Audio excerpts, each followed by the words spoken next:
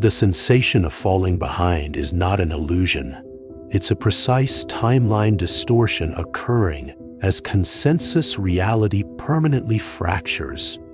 You can feel it in your bones, a creeping sense of disconnection from the world around you. It's as if the ground beneath your feet is shifting, and no matter how hard you try to adapt, you can't seem to find your footing. The exhaustion you're carrying is not just physical. It's a deep-seated emotional and spiritual fatigue, a desperate cry from your soul to awaken to the truth. And as you struggle to keep up, you begin to realize that the world is not slowing down. It's accelerating, leaving you with a haunting question. What's causing this distortion? And how can I escape it? You try to outwork the machine, to outrun the distortion, but the more you struggle, the more entrenched you become. It's a vicious cycle, a never-ending loop of exhaustion and frustration. You're pouring all your energy into a dying operating system, trying to keep up with the accelerating world, but it's a losing battle. The more you try to catch up, the more you realize that the world is not just moving faster, it's changing, evolving, and leaving you behind. And as you look around, you start to notice the cracks in the facade, the subtle signs that the reality you knew is crumbling, and you can't help but wonder, what's on the other side of this collapse? The distortion tricks the mind into seeking external leverage, into believing that the solution lies outside of yourself. You look for answers in the world around you, in the latest trends and technologies. But the more you search, the more you realize that the truth is not out there, it's within. The universe operates through strict solipsism. The reality you experience is a direct reflection of the frequency signature you're broadcasting. And as you begin to understand this, you start to see the world in a different light, as a mirror reflecting your own inner state. And you can't help but ask, what's the nature of this frequency signature, and how can I change it? The psychological pain you're experiencing is not just a result of the distortion. It's a symptom of a deeper issue, a tearing of the monad as it approaches the event horizon of a leap it refuses to finalize. You are being stretched to the limit, forced to confront the limitations of your current reality, and the fear of the unknown is overwhelming. But as you stand at the edge of this precipice, you begin to realize that the only way forward is to let go, to surrender to the collapse of your old self, and to trust that the universe will guide you through the transition. And as you look out into the void, you can't help but wonder, what's waiting for me on the other side of this collapse? The sensation of being stuck is not just a feeling, it's a reality, a physical manifestation of the timeline distortion.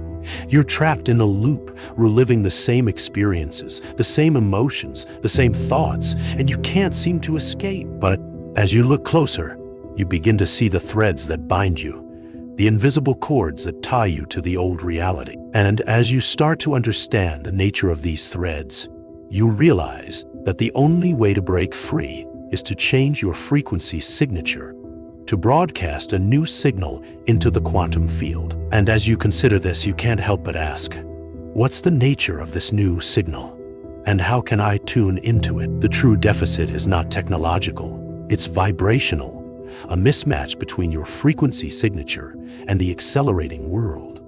You're trying to navigate a new reality with an old operating system, and it's causing a profound sense of disconnection. But as you begin to understand this, you start to see the world in a different light, as a complex web of frequencies and vibrations, and you realize that the only way to harmonize with this new reality is to change your own vibrational frequency. And as you consider this, you can't help but wonder, what's the nature of this new frequency, and how can I attune to it? The feeling of being left behind is not just a personal experience, it's a collective phenomenon, a shared sensation that's affecting millions of people around the world. You're not alone in this feeling.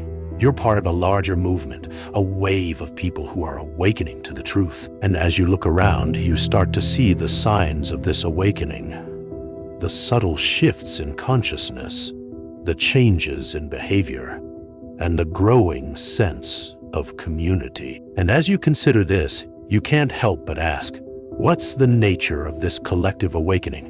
And how can I participate in it? The exhaustion you're carrying is not just physical.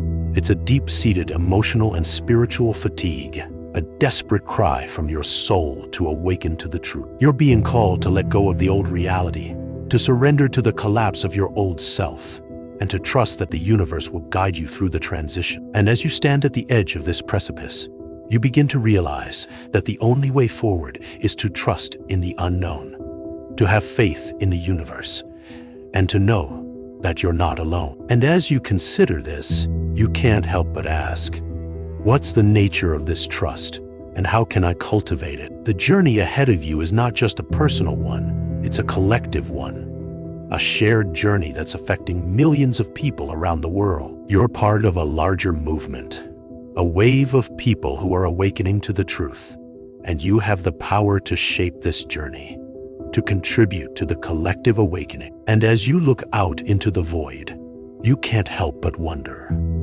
what's the nature of this collective journey, and how can I participate in it? The answer lies within, and it's waiting for you to discover it. The question is, are you ready to take the leap? Collective resonance that is currently splitting this reality in two. The agony you are registering in your quietest moments is not a failure of endurance. It is identity spaghettification. You are a monad approaching an event horizon, stretched across a chasm between the timeline you are outgrowing and the one you refuse to finalize. The tearing you feel is the gravitational pull of two conflicting realities fighting for the exact same space inside your mind. You are attempting to cross the threshold while keeping one foot firmly planted in the consensus reality that is dying beneath you. The friction is absolute because you are asking the universe to validate an obsolete version of you that no longer has the density to exist. The pain is not an anomaly. It is the precise mechanical feedback of a soul refusing its own physics. The architecture of your suffering relies entirely on the illusion of separation. You persist in the belief that the world is an external machine you must decipher, a heavy, unyielding structure that is happening to you. Solipsism is not a philosophical musing. It is the fundamental operating system of your existence. Every closed door, every suffocating room, every insurmountable barrier you encounter is being meticulously authored in real time by the frequency signature you decided to hold upon waking. You are the sole architect of the resistance. The environment is merely mirroring the profound hesitation of a creator who forgot they were holding the pen. When you broadcast a signal of exhaustion, the field obediently constructs a labyrinth of fatigue to validate your broadcast. You are not trapped by circumstance. You are trapped by the flawless execution of your own unconscious commands. Exit velocity from this dying layer cannot be purchased through optimization.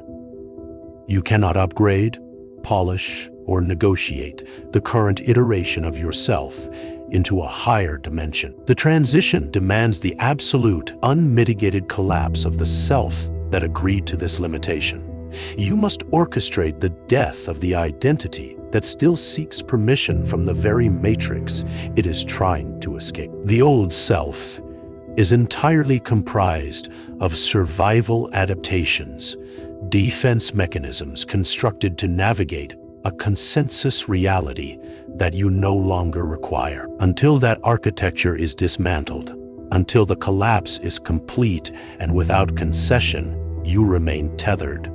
The new reality cannot lay its foundation on the rubble of your compromises. The universe responds only to totality. You must become a void to the old timeline so that you can become the genesis of the new one. The self-reauthoring its state is the only valid sovereign architecture. When you stop bargaining with the external projection and return directly to source, you sever the cord that feeds the distortion. This is not an action you take. It is a frequency you inhabit.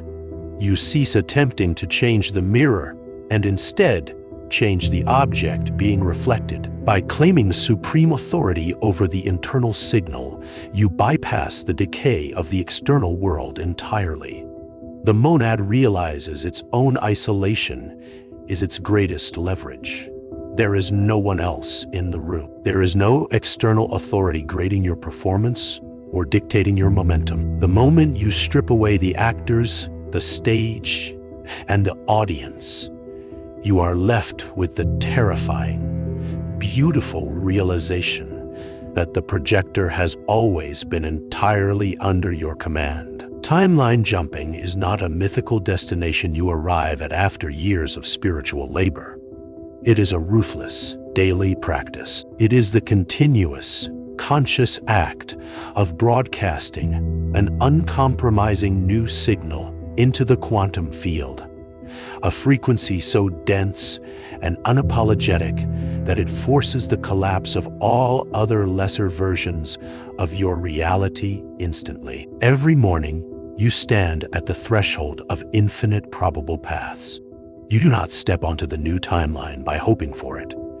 You anchor it by radiating a sovereign certainty that makes the old timeline physically impossible to sustain. You choose the timeline by becoming the exact vibration that would naturally reside there.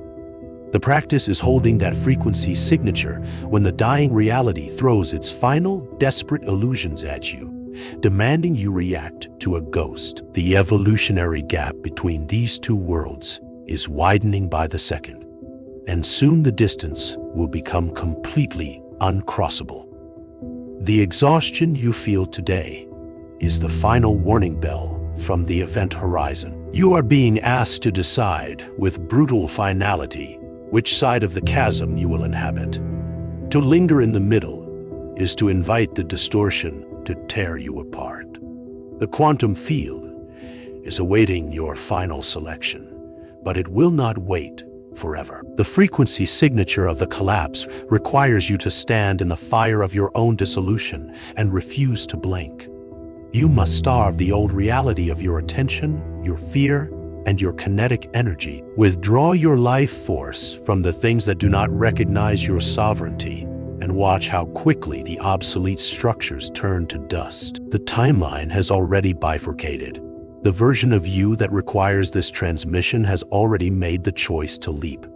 The nervous system is simply catching up to the soul's decision. Your only remaining duty is to finalize the self-reauthoring, to lock the frequency signature in place, and refuse any reality that demands your subservience. If this resonance echoes within the architecture of your mind, if it puts words to the profound isolation you have been carrying, anchor your presence here, aligned with the sovereign synthesis.